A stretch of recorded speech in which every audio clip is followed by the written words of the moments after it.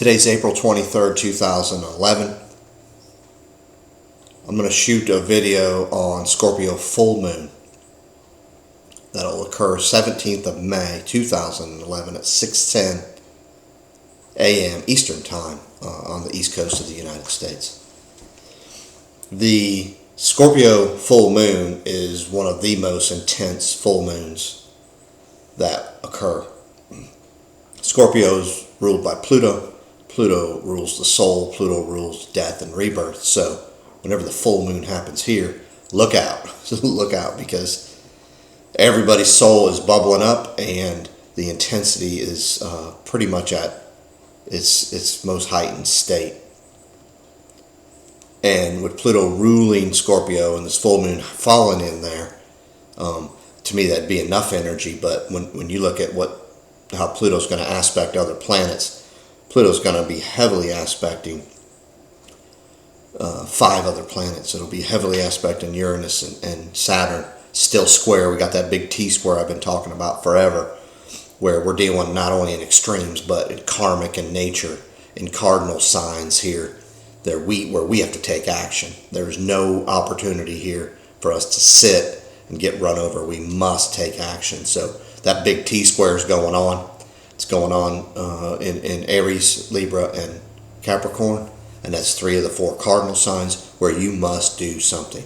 So we are in total upheaval. We are in total chaos, and these 3 planets are pretty much why. So with this moon, I expect a lot to be going on. A lot to be going on.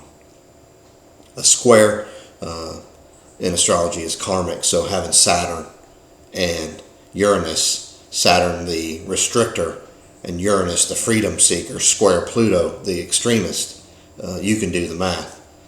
One minute we feel like we're stuck, and the other minute we feel like we're free, and then we feel like we've lost everything, and then we're back to being stuck, free, and lost everything.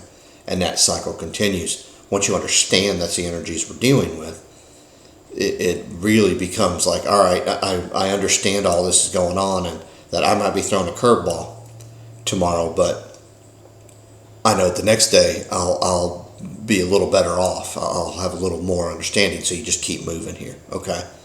And that's going to be the key here, moving through this. So you just got to keep going. There's a lot of energy here, and you came for this time. I came for this time. Boy, we ain't stopping. I'm not giving up, and I'm begging you not to, because I know and believe that what you brought with you is enough, okay? Now, Pluto is also going to trine, which in astrology is ease. It's a 120-degree angle or aspect from other planets. And if you would take 360, which is a full circle, and divide it by 120, you would come to 3 points. If you connect those points, you'd have a perfect triangle, which in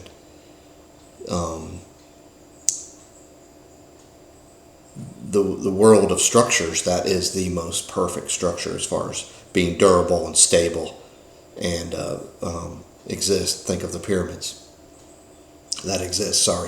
Think of the pyramids, and think of the triangle and its beauty. So when a planet trines another planet, there's ease. It wants to work together. The structure can be, if you think of the triangle, the structure can be very powerful. So Pluto's going to trine Venus, which rules Taurus, Mars, and Mercury. Now those are 3 of the personal planets. They're inside they're on the inside of what we consider our zodiac. They're closest to the sun, so we consider them personal planets. Now, with that being said, we have a great opportunity, and we're going to feel a lot of energy with that Venus and Mars, which is male-female, and we're going to want to communicate. So as this moon happens, and there's action that's got to be taken. Remember, on the full moon, it's when the sun and moon, from the Earth's perspective, are as far apart they can be. I repeat a lot here, but I want you to come to a better understanding of astrology. As the sun sets, the moon rises. Vice versa, the moon sets, the sun rises. So from our perspective on Earth, they're as far apart as they can be, and the moon is completely illuminated, and it looks as big as it possibly can, reflecting the sun off of its surface.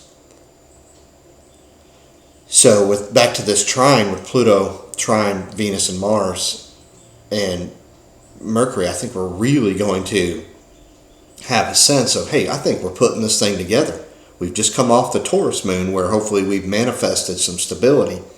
This could be an opportunity to really, we've assessed who we are, what we are in these last few months. This can be a great chance to start incorporating it from a soul level and living it, if that makes sense. So I like this opportunity for us to really put this thing together. They're both earth signs, and bring it to a physical presence. So let's see what happens here as we do this moving forward. Venus and the Pluto are going to work fairly well because Venus is in its own sign again, back to Taurus. So you'll be feeling that kind of ease. There's ability to have some ease here, and I want that. Even though we have those squares, there still can be ease within chaos. So know that. Also, with Mars and Venus together, it's the male and female energies working together. So, good opportunity for you Taurus people, you Scorpio people, you're going to be looking good. You're going to be magnetic. There's going to be a magnetic sense about us, about you, and about, just there'll be great opportunities to beautify, I guess is what I'll say here. So take it and do something with it, because this is a very good time. Jupiter's with all these planets, and I consider it actually conjunct, and I think that with Jupiter being there with it, we can expand on that. And Venus likes to look nice.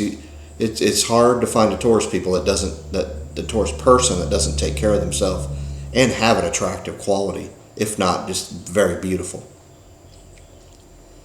So with that being said, there's some great opportunities here for you to move forward, taking action, and bringing some ease and start incorporating what it is you've worked on these last few months, because it's been so chaotic and everybody's felt like it's been out of their hands, out of their control. This can be a time to really start putting it back together. Remember, this moon's going to be intense, and it's going to have some unique qualities to it, because Uranus is also going to be trine the moon, and Uranus is the awakener. So as you take action, you find some really odd events that occur, but they will awaken you from your depth to take you somewhere better than you are or you were before this moon. So it's going to be extremely intense. It's going to be a lot of fun. And finally, we got some well aspected planets where we can start moving and feeling like we have a little more of a say-so, which we always have. It's just been so chaotic, it's been hard to put together. We're starting now, in my opinion, here to put together where it is we're going. The cracks in the foundation of what was are getting bigger, and we're putting together and tapping in more to where it is we're going.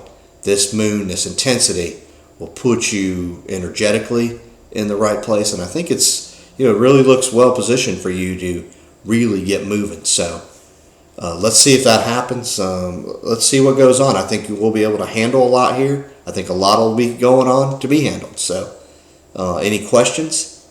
YPI2012.com, YPIE2012.com. Again, I've updated my May and June.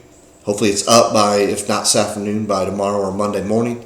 So you'll have the forecast for sign and forecast for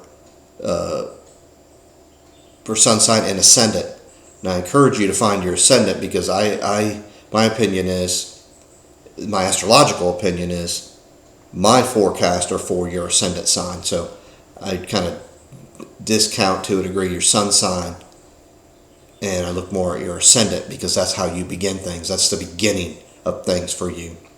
Now, if you were born with ascendant and sun the same, then you will read that as your horoscope. So look at that, please, if you don't mind.